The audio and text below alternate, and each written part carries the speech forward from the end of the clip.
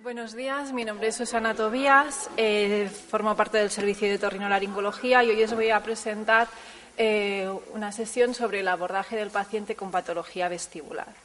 En primer lugar, definir qué es la otoneurología. La otoneurología es la subespecialidad de la otorrinolaringología que se encargará del diagnóstico, el tratamiento, la rehabilitación de los trastornos del equilibrio.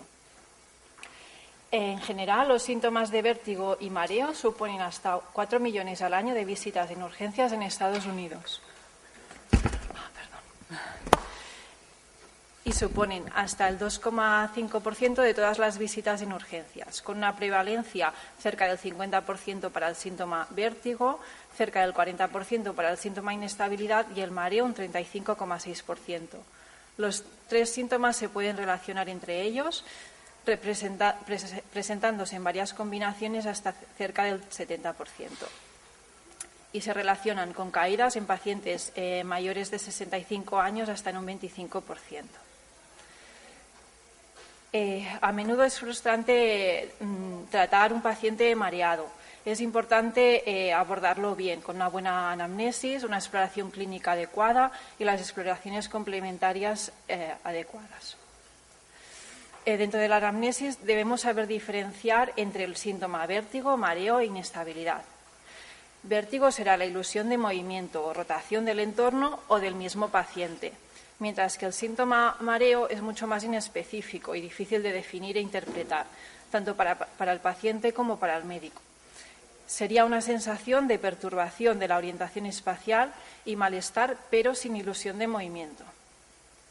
Mientras que la inestabilidad es una sensación subjetiva de falta de equilibrio con una tendencia irresistible a caer. Dentro de la anamnesis, otras descripciones que nos puede presentar el paciente nos puede definir como una sensación de aturdimiento, embotamiento mental, caminar entre algodones, sensación de mecedora o de flotar o una tendencia a la pulsión del cuerpo. Otros síntomas concretos sería la oscilopsia. La oscilopsia es una ilusión visual de movimiento de un entorno estático cuando el paciente se desplaza, ya sea deambulando o siendo transportado. Debemos hacer hincapié en la forma de presentación de la crisis, si es gradual o súbita, si se trata de un episodio único o varios episodios que se van repitiendo. La duración de la crisis es fundamental. Hay que saber diferenciar entre una crisis que ha durado segundos, minutos o bien horas, si va o no acompañada de cortejo vegetativo y si lo han producido algún factor desencadenante, tipo cambios de posición, ejercicio, tos, valsalva. En nuestro caso es muy importante saber si va o no acompañado de síntomas auditivos, como acúfenos, hipoacusia o sensación de plenitud óptica. Y si va o no acompañados de síntomas neurológicos, cefalea, disartria, etc. Es muy importante dejar al paciente que describa su sensación y luego ya intentar dirigir la anamnesis. Los antecedentes personales también son muy importantes para intentar saber a qué nos estamos enfrentando, saber si ha sufrido el paciente un traumatismo craneoencefálico, si tiene antecedentes otológicos, enfermedades vasculares, hipertensión arterial, antecedentes de enfermedad coronaria, enfermedades metabólicas como la diabetes, por ejemplo, si ha sufrido recientemente una cirugía de cabeza y cuello, qué medicación está tomando, si toma alguna droga, si fuma, si tiene antecedentes de migraña, ansiedad o depresión. Para empezar la exploración clínica general debemos ver la otoscopia. Para nosotros es fundamental. Podemos encontrar una otitis media crónica, una otitis seromucosa.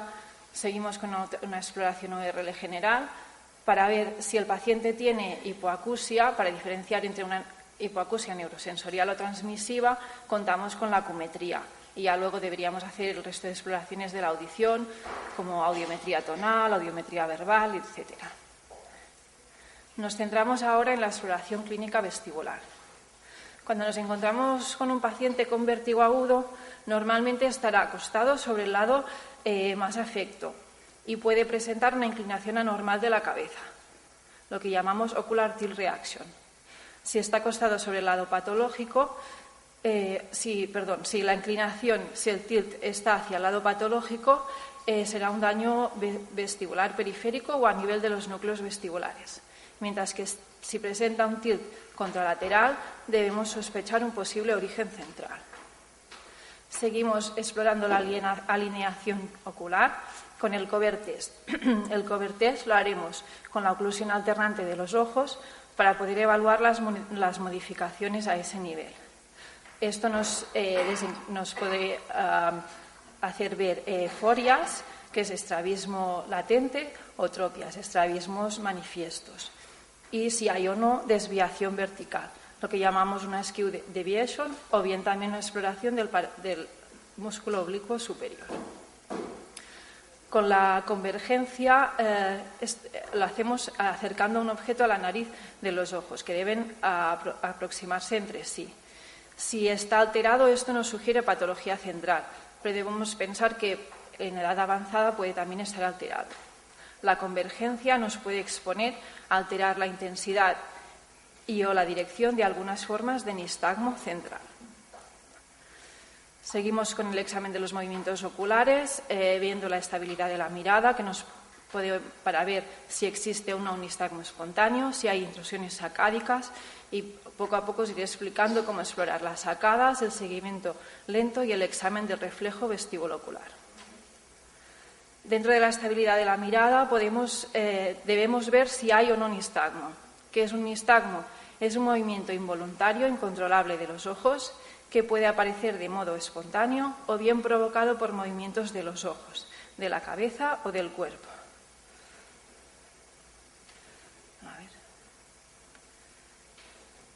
El nistagmo espontáneo se debe explorar a ojo desnudo y con gafas de Frenzel, que nos producirán una supresión de la fijación en todas las posiciones de la mirada, nunca más de 45 grados, y es importante ver si se inhibe o aumenta con la fijación. Esto lo haremos con las gafas de Frenzel. Debemos saber que si llevamos el ojo muy al extremo nos puede aparecer un nistagmo fisiológico de mirada extrema, que no hay que confundir con un nistagmo patológico. Dentro de los parámetros de análisis de un nistagmo debemos ver si es conjugado, qué tipo de movimiento lleva el nistagmo, si es vertical, horizontal, rotatorio mixto, en forma de balanceo. Debemos distinguir entre la fase rápida y la fase lenta, ver si ambas fases son iguales, tendremos un nistagmo pendular. La dirección del nistagmo viene determinada por la fase rápida del mismo, mientras que la fase lenta nos indicará el lado patológico. Debemos intentar ver la frecuencia y la amplitud de las oscilaciones, aunque esto a ojo desnudo es prácticamente imposible, necesitamos un videonistagmógrafo. Debemos ver si cumple la ley de Alexander. La ley de Alexander nos dice que un nistagmo aparece o aumenta en frecuencia al desplazar el ojo en la dirección de la fase rápida del mismo. Si es así, nos indica que su posible origen es periférico. Describiremos la intensidad del mismo. Lo diferenciamos en 3 grados. El grado 1 sería cuando aparece al mirar hacia el lado en que bate la fase rápida. El grado 2 cuando aparece hacia la fase rápida y también en mirada al frente. Y el grado 3 cuando aparecen las 3 posiciones de la mirada. Ver si se modifica o no, como hemos dicho, con la fijación, con las gafas de Frenzel, y ver si cambia de dirección según la dirección de la mirada. Si es así, se tratará de un nistagmo direccional o bien evocado por la mirada. Y este tipo de nistagmo es siempre de origen central. El nistagmo periférico, como hemos dicho entonces, se compone de 2 fases. El componente lento es la expresión de la alteración vestibular y dirigirá los ojos hacia el lado enfermo, mientras que el rápido es la respuesta compensadora central y se considera en clínica para señalar la dirección del nistagmo, puesto que se ve mucho más fácilmente. Siempre llevará un recorrido horizonto-rotatorio o bien horizontal. Su componente rápido, como hemos dicho, se dirige al lado sano, excepto en fases irritativas de laberintitis o algunas fases de la enfermedad de Meniere. Aumentará siempre con gafas de Frenzel y debemos ver si tiene latencia y es fatigable. En caso de que sea periférico, siempre tendrá latencia, que tarda unos segundos en aparecer cuando el enfermo sigue el dedo del explorador, y que es fatigable. Si continuamos con la exploración, llega un momento que el nistagmo disminuye o llega a desaparecer. En cambio, el nistagmo central puede aparecer de cualquier forma. pero en general es más intenso con formas más puras, o bien vertical horizontal puro, torsional. No se relaciona con el componente rápido, puede disminuir, puede no modificarse o bien aumentar con las gafas de Frenzel y puede ser distinto en cada ojo. No tiene latencia y no es fatigable. Puede permanecer sin que el paciente mantenga sensación de mareo y no siempre persiste a lo largo de toda la crisis.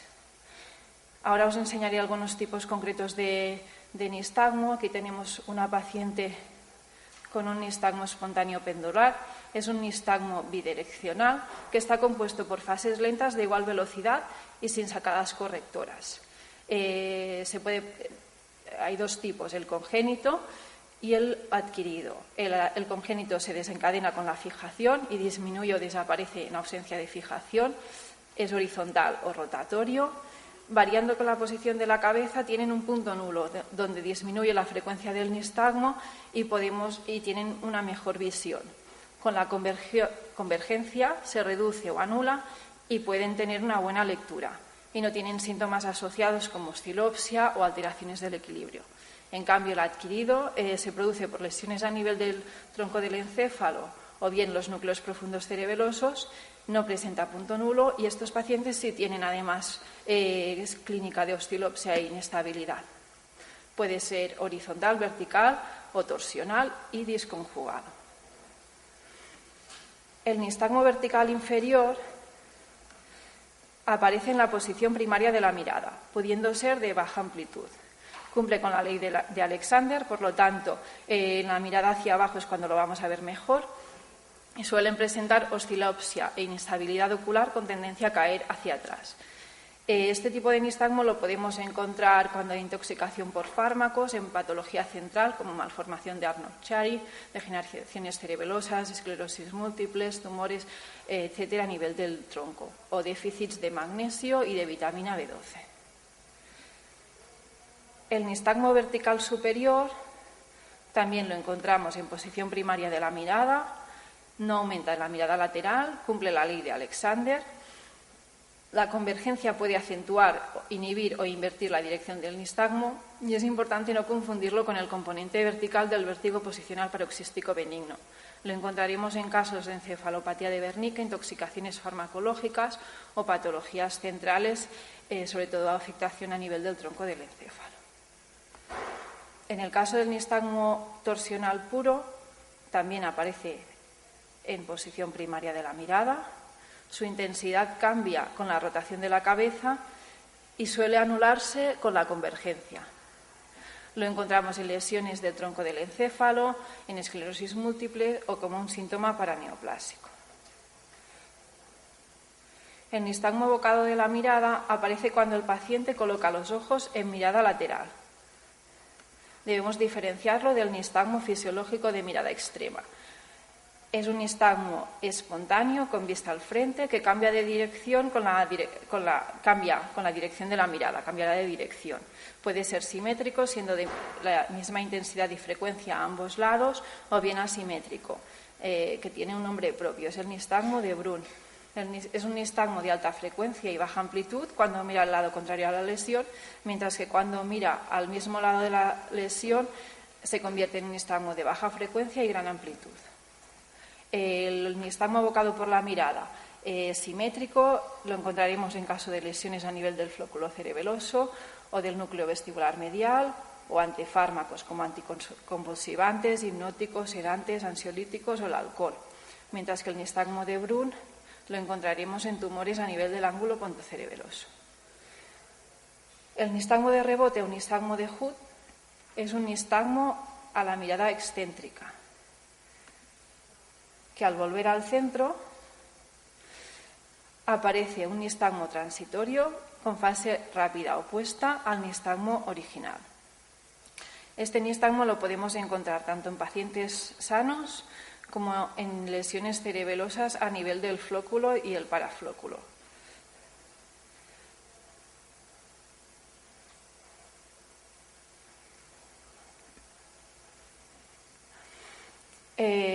Nos quedan dos tipos de nistagmos de los que no tengo imagen porque nosotros no tenemos videonistagmógrafo, así que las imágenes no son nuestras. El nistagmo alternante periódico es un nistagmo horizontal u horizonte rotatorio rápido y amplio que bate en una sola dirección, disminuyendo hasta desaparecer en 1 a 2 minutos. Después de un intervalo libre de nistagmo, se inicia de nuevo batiendo durante de 1 a 2 minutos hacia el otro lado, cerrando el ciclo que se va repitiendo.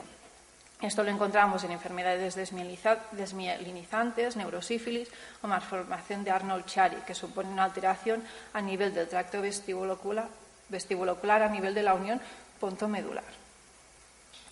El nistagmo espontáneo en báscula o sisonistagmus es un nistagmo muy poco frecuente. Se trata de un movimiento rotatorio de torsión interna y elevación acompañado de una depresión y torsión externa contralateral que se va alternando en cada ciclo.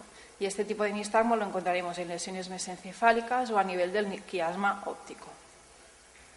Seguimos la exploración con el seguimiento ocular. El seguimiento ocular nos permite el mantenimiento lento de los ojos para poder ver con claridad un objeto que se va moviendo dentro de nuestro campo visual. Al explorar el seguimiento tenemos que valorar la regularidad del movimiento, que no tenga interrupciones ni sacadas. Un seguimiento anormal, es decir, un seguimiento que sea o sacádico o asimétrico, nos indicará patología central supratentorial. Pero debemos pensar que requiere la atención del paciente, que está pobremente desarrollado en la infancia y que puede presentar un deterioro simétrico en personas de edad avanzada y que es especialmente susceptible a la influencia de fármacos. El sistema sacádico o sistema oculomotor generador de respuestas motoras rápidas son un movimiento ocular único y rápido para alcanzar y mantener un objeto en la fobia y están reguladas por el cerebelo. Cuando exploramos las sacadas de búsqueda, lo que hacemos es pedirle al paciente que nos siga a los ojos, con los ojos, le levantamos el dedo, alternativamente el dedo índice, y lo tiene que ir siguiendo con la mirada. Debemos valorar si tiene latencia de aparición, clínicamente es casi inapreciable, ver qué velocidad de sacada lleva, debe ser instantáneo, y la precisión del movimiento, si se queda corto o si se pasa. Entonces se producirían sacadas de corrección hipométricas o hipermétricas. La alteración a nivel del aumento de la latencia supondrá una falta de atención o lesiones supratentoriales. Cuando haya una alteración de la velocidad, probablemente haya una lesión a nivel de los núcleos cerebelosos, y cuando hay una alteración de la precisión, como hemos dicho, cuando hay una dismetría, puede haber una lesión a nivel de los núcleos cerebelosos. En este caso os he puesto una chica que tiene unas sacadas hipermétricas. Llega al punto y luego corrige un pelín más hacia afuera. Dentro de las sacadas de búsqueda nos permiten explorar también entidades concretas como la oftalmoplegia internuclear. La oftalmoplegia internuclear es característica de la esclerosis múltiple y se da por una lesión a nivel del fascículo longitudinal medial que conecta los pares craneales 6 y 3.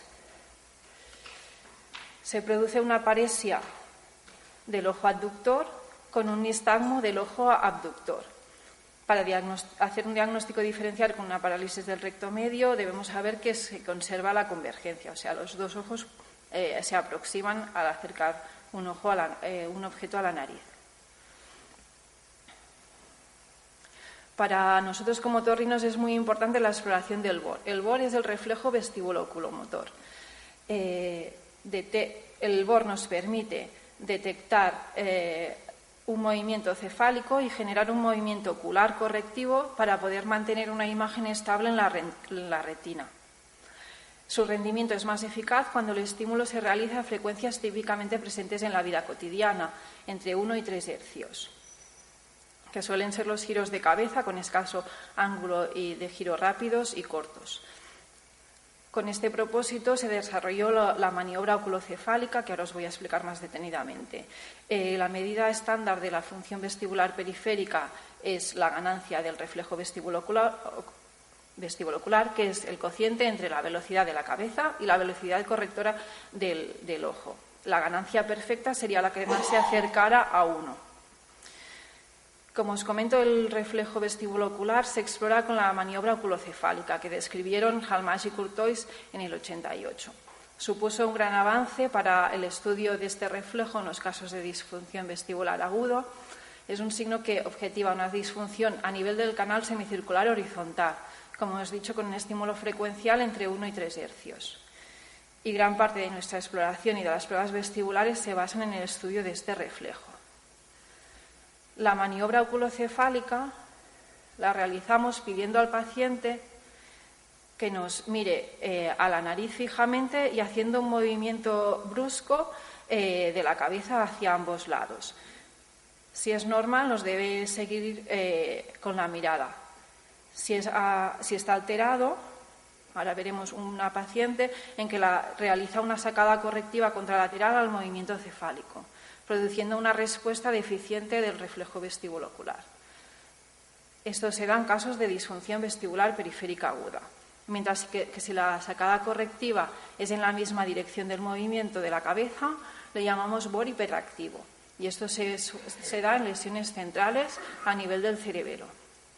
Debemos tener en cuenta que si tenemos un paciente con síntomas vestibulares agudos, un nistagmo espontáneo, pero que esta maniobra es negativa, debemos descartar patología central. Otra prueba relacionada con el reflejo vestíbulo ocular es el test de supresión del mismo. Es un marcador específico de disfunción vestíbulo-cerebelosa.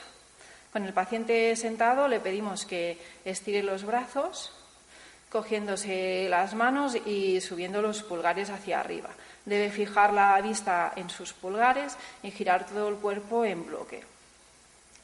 Un test normal será cuando los ojos se encuentran estables en el objetivo sin ningún tipo de movimiento, siguiendo perfectamente el movimiento de los pulgares. Mientras que si hay refijaciones repetitivas, debemos sospechar patología central. Finalmente, debemos explorar la agudeza visual dinámica. La agudeza visual dinámica nos sirve para valorar a pacientes que presentan oscilopsias o sensación de inestabilidad. La oscilopsia se da en pacientes con vestibulopatía bilateral y, como hemos dicho, es una ilusión visual de movimiento en que un entorno estático se mueve cuando el paciente se desplaza. Es una manifestación clínica, como hemos dicho, del deterioro completo y bilateral del reflejo vestibulo-ocular. En la consulta lo exploramos con el test de Snellen, pidiendo al paciente que mueva la cabeza y lea las letras. Seguidamente intentamos hacer los test de provocación, que son test que lo que intentan es provocar la aparición del nistagmo o del vértigo. Os los voy a explicar de uno en uno. El nistagmo de agitación cefálica nos permite desenmascarar nistagmos latentes o incrementar uno existente. Lo que hacemos es agitar la cabeza del paciente en unos 3 ciclos por segundo durante aproximadamente 10 segundos. Será positivo si al abrir los ojos aparecen un mínimo de 5 o más batidas. Ahora veremos cómo abre los ojos y aparece un nistagmo. Esto nos denota una simetría vestibular periférica, dirigiéndose la fase lenta hacia el lado afecto, excepto en la enfermedad de Meniere, que puede ser diferente según en qué fase de la enfermedad nos encontremos, o si hay una hipofunción vestibular bilateral simétrica, en el que no aparecerá nistagmo de agitación cefálica porque el déficit está compensado. Y puede aparecer en lesiones centrales cuando la dirección sea diferente al plano de estimulación, lo que llamamos nistagmo cruzado. Los test de posicionamiento nos sirven también para diferenciar un nistagmo posicional de uno de posición. Un nistagmo de posición es aquel que aparece por efecto de una aceleración angular al estímulo generado por el movimiento del canal semicircular estimulado. Exploramos el canal semicircular posterior y el superior con el test de Discal-Pike, el horizontal con el test de McClure y el superior con una hiperextensión cefálica. Como hemos dicho, hay que diferenciarlo de un nistagmo de posición. El nistagmo de posición es aquel que aparece al adoptar una determinada posición, pero sin imprimir ningún tipo de aceleración. Con los test de posicionamiento debemos vigilar si aparece tanto el síntoma vértigo como el signo nistagmo, atendiendo a las siguientes características: que tenga latencia, si se agota o no, si se fatiga o no, cómo es ese nistagmo, si de dirección fija o cambiante, si se revierte con la sedestación y la intensidad de los síntomas acompañantes. En el test de Discal-Pike lo hacemos con el paciente tumbado, sentado en la camilla, lo tumbamos girándole la cabeza a unos 45 grados, lo tomamos hacia atrás, hiperextendiendo la cabeza a unos 30 grados. Debemos esperar un mínimo de 30 segundos para ver si aparece un nistagmo y lo devolvemos a la posición inicial. Aquí también debemos ver si aparece un nistagmo y si se revierte respecto al primero. Y luego lo exploramos hacia el otro lado de la misma forma. El test de McClure, que es para explorar el canal semicircular horizontal, lo hacemos con el paciente estirado en la camilla. Giramos la cabeza rápidamente hacia un lado, esperamos un mínimo de 30 segundos para ver si aparece nistagmo. Y si aparece nistagmo, le volvemos a la posición inicial y giramos hacia el otro lado. Si aparece nistagmo en ambas posiciones, el lado patológico será el que el nistagmo es más intenso. Para explorar el nistagmo de posición, como hemos dicho, hay que realizar los cambios de forma muy lentamente para poder diferenciarlo de un posicional. Es aquel nistagmo que aparece al adoptar una posición determinada. Lo exploraremos en decúbito supino con cabeza al frente, hacia la derecha y hacia la izquierda. Es un nistagmo que no tiene latencia, que no se agota, de intensidad mantenida y sin clínica asociada. Tiene un escaso valor localizador, ya que se puede dar tanto en personas sanas, en patologías periféricas o bien centrales. Otras maniobras desencadenantes de nistagmo es el test de Lucae o el signo de la fístula. Aplicamos presión sobre el conducto auditivo externo y aparecerá un nistagmo hacia el lado testado con presión positiva que se invierte con la presión negativa. Esto nos llevará a pensar que hay una posible fístula perilinfática, síndrome de la tercera ventana o una enfermedad de Menier. Lo mismo con la maniobra de Valsalva. Y el nistagmo de hiperventilación, pedimos al paciente que hiperventile durante mínimo 30 a 60 segundos. Si aparece nistagmo, debemos de sospechar una posible patología a nivel del octavo par, una esclerosis múltiple o paroxismia vestibular. Finalmente exploraremos la función vestíbulo-espinal del paciente con la prueba de Romberg, la prueba de Varani y el Unterberger-Fukuda. Debemos decir que todas estas pruebas son inespecíficas, que hay que valorarlas en el contexto clínico del paciente y el resto de las pruebas. En caso de lesiones laberínticas unilaterales, encontraremos una desviación o bien una lateropulsión del paciente hacia el lado del laberinto hipofuncionante y debe estar relacionado con la fase lenta del nistagmo. El test de Romberg nos explora el equilibrio estático en bipedestación. Pedimos al paciente que se ponga de pie con los pies juntos y lo podemos sensibilizar haciendo que el paciente haga fuerza cogiéndose las dos manos. En casos de lesiones vestibulares periféricas aparecerá, si hay una caída o una lateropulsión, aparecerá con retraso de unos segundos, con latencia, y el tronco se lateraliza siempre hacia el mismo lado que la fase lenta del nistagmo, mientras que en casos de lesiones centrales será más intenso y cuando el paciente cierra los ojos las oscilaciones aparecen rápidamente en cualquier sentido sin latencia y su dirección no tiene por qué ser armónica con la fase lenta del nistagmo. Con la prueba de Varani exploramos la coordinación tónico-muscular de las extremidades superiores. Pedimos al paciente que suba los brazos y los mantenga en esa posición y cierre los ojos.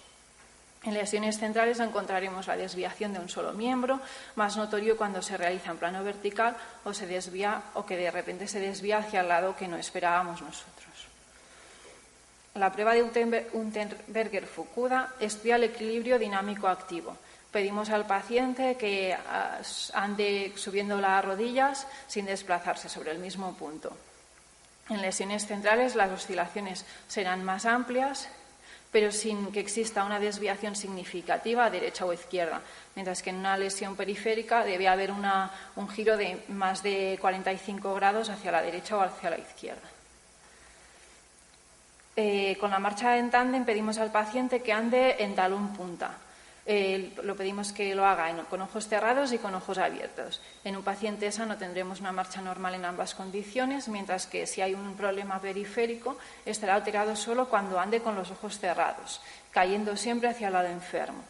Mientras que si hay un problema a nivel central, estará alterado tanto con ojos cerrados como abiertos y la caída puede ser en cualquier de los dos sentidos. Para explorar la marcha ciega tenemos la prueba de Babinski-Weil, que pedimos al paciente que ande 10 pasos hacia adelante y hacia atrás, un mínimo de 5 veces con los ojos cerrados. En caso de un síndrome vestibular periférico encontraremos una desviación hacia el lado hipofuncionante al marchar hacia adelante y luego hacia el lado sano al marchar hacia atrás. Y esto finalmente nos marcará un recorrido en estrella, como el que vemos en la figura.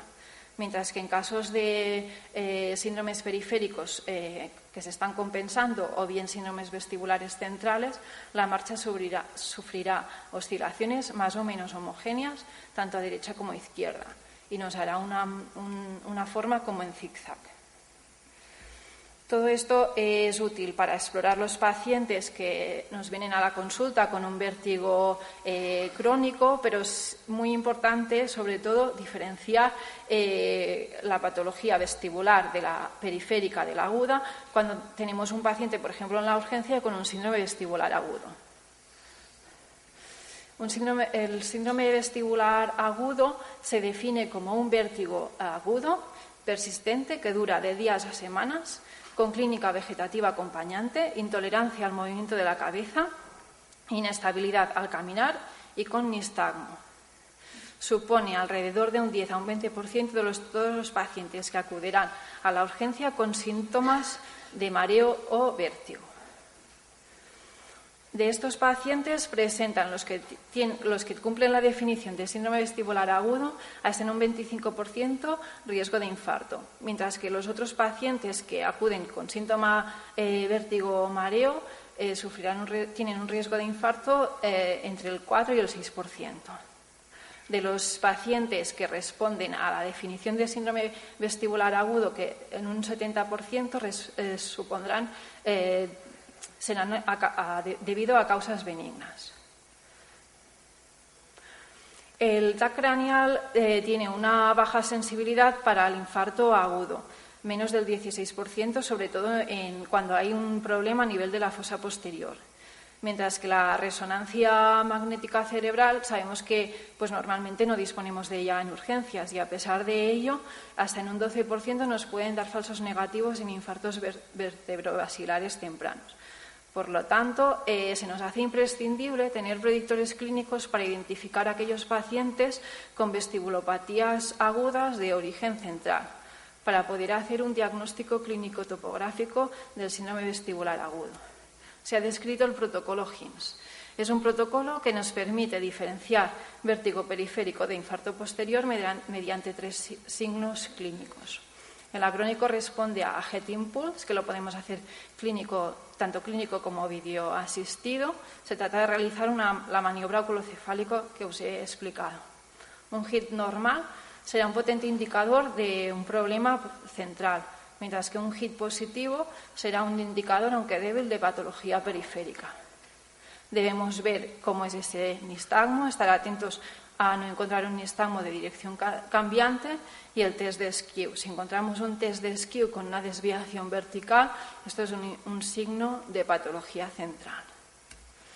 Como hemos dicho, el HIMSS tiene una sensibilidad cercana al 96,5% y una especificidad del 84,4%, mientras que el TAC de fosa posterior puede detectar solo entre el 16 y el 42% de los infartos isquémicos tempranos, mientras que la resonancia puede tener hasta un 20% de falsos negativos en las primeras 24 horas.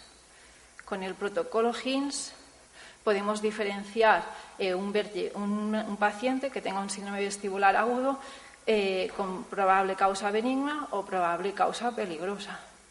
Un HIMSS benigno será aquel que tenga un HIT anormal, por tanto positivo, con un nistagmo de dirección fija y que el test de skew sea negativo. Mientras que un HIMSS peligroso nos responde al acrónimo INFARCT, que es una prueba de impulso normal, un nistagmo de fase alternante y un test de cover con refijación. Un Hinds benigno, en principio, descarta mejor que una resonancia negativa en las primeras 24 o 48 horas del inicio de los síntomas. Y es con bajo coste, de forma inmediata y relativamente sencillo.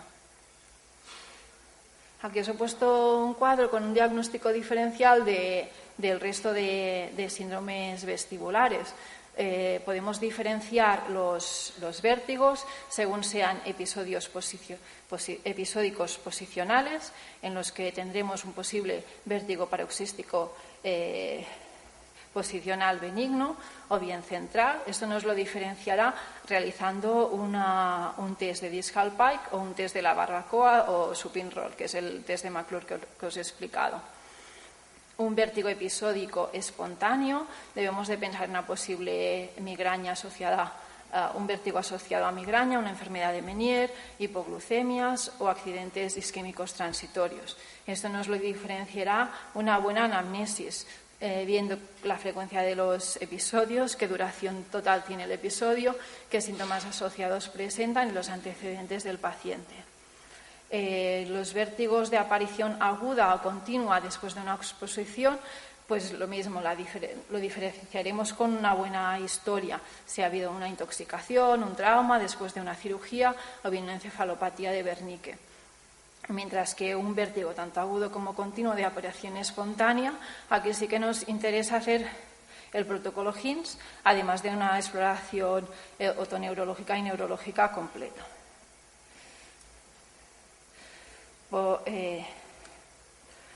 Para poder realizar un diagnóstico diferencial del vértigo periférico, contamos además con una batería de pruebas de las que os voy a explicar un poco en general el funcionamiento de cada una de ellas.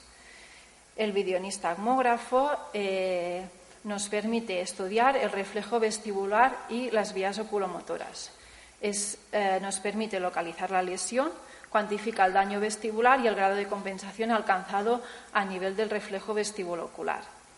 Lo que hacemos es registrar con ayuda asistida de videonistagmográfica las pruebas que os he comentado de oculomotricidad, de sacadas, de seguimiento ocular, estudio de los nistagmos y luego también nos ayuda para cuantificar las pruebas calóricas y las pruebas rotatorias.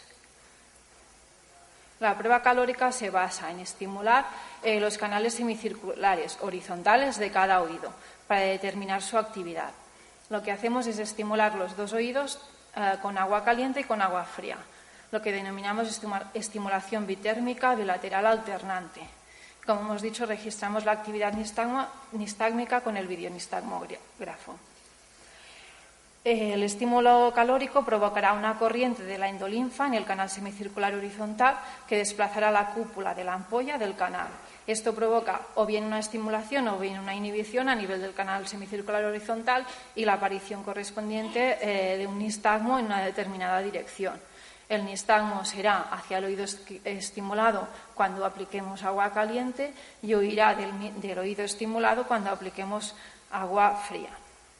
Los parámetros de estudio de las pruebas calóricas serían una paresia canalicular, que se daría en casos de lesiones periféricas en el lado hiporrefléxico, preponderancia direccional, que nos indica que hay patología pero no nos permite localizar la lesión.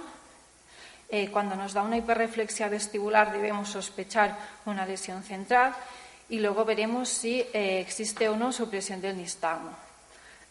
Ante la fijación de la mirada, el nistagmo debe disminuir mínimo un 60%. Si esto está alterado, debemos sospechar una lesión central. Las pruebas rotatorias exploran también el canal semicircular horizontal. Exploramos al paciente en un sillón rotatorio con la cabeza inclinada a unos 30 grados y registramos la respuesta oculovestibular con el videonistagmógrafo. Podemos hacer una prueba sinusoidal armónica. Se trata de hacer una oscilación sinusoidal en el eje vertical con unas frecuencias armónicas de velocidad máxima 50 grados por segundo. Podemos obtener estos estos valores. Y luego en la prueba impulsiva lo que hacemos es una aceleración brusca que va de 0 a 100 grados por segundo. Mantenemos al paciente en esta velocidad durante 1 minuto y luego desaceleramos de forma brusca otra vez. Registramos el nistagmo, cuya fase lenta declina en el tiempo en que mantenemos constante la velocidad. Y aquí obtenemos la constante de tiempo, que son los segundos que tardará el nistagmo en decrecer un 37% de su valor inicial. Las indicaciones de estas pruebas es cuando tenemos un paciente con una hipofunción bilateral, cuando no podemos realizar las pruebas calóricas, en caso de variabilidad anatómica, cuando tenemos un paciente que nos cuenta una clínica pero el videonistagmógrafo no nos da patología, y cuando hay una discordancia entre la compensación que vemos que presenta el paciente a nivel de las pruebas videonistagmógrafos y lo que el paciente refiere. La posturografía dinámica computerizada nos permite estudiar el equilibrio del paciente. Lo que hace es cuantificar el impacto de la discapacidad sensorial y motora del paciente y su habilidad para realizar estrategias de equilibrio y de movilidad. El posturógrafo consta de una plataforma que es móvil, donde colocamos al paciente en bipedestación y una pantalla también móvil.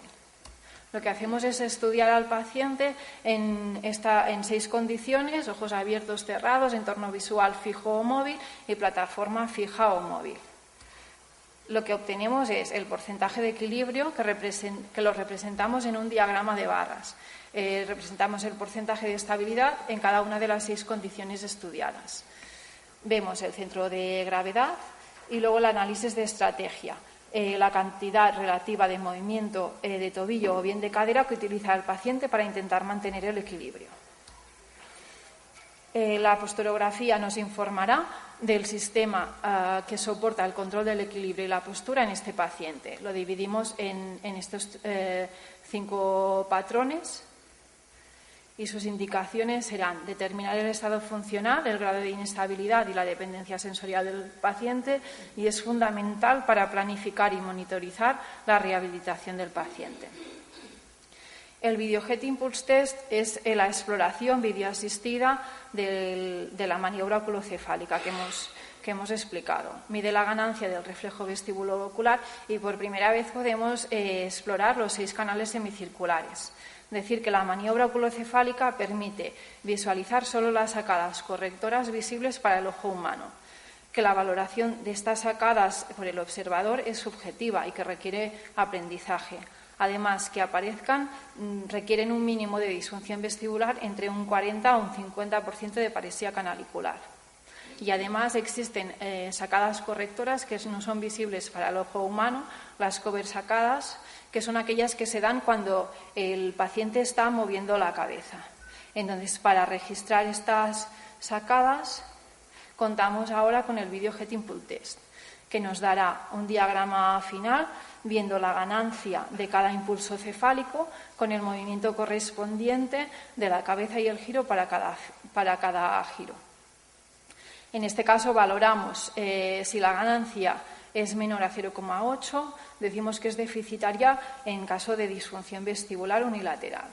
Y lo que hacemos también es valorar las sacadas, que serían estas alteraciones de aquí, las sacadas covert y overt, que nos reflejaría una lesión a nivel de reflejo vestibulo ocular.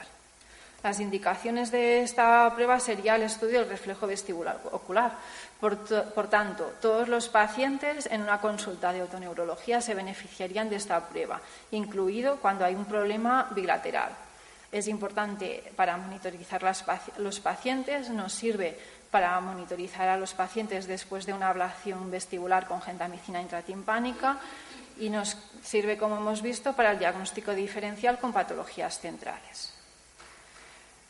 Los BEM son potenciales de acción que aparecen como consecuencia de un estímulo vestibular y que se registra en forma de potencial inhibitorio a nivel de distintos grupos musculares. Tenemos los BEMs cervicales y los BEMs oculares. Ambos tienen valor localizador. Los potenciales miogénicos cervicales nos sirven para valorar la integridad del sacro y de la vía vestibular inferior. mientras que los potenciales miogénicos oculares nos sirven para valorar la integridad del utrículo y del nervio vestibular superior.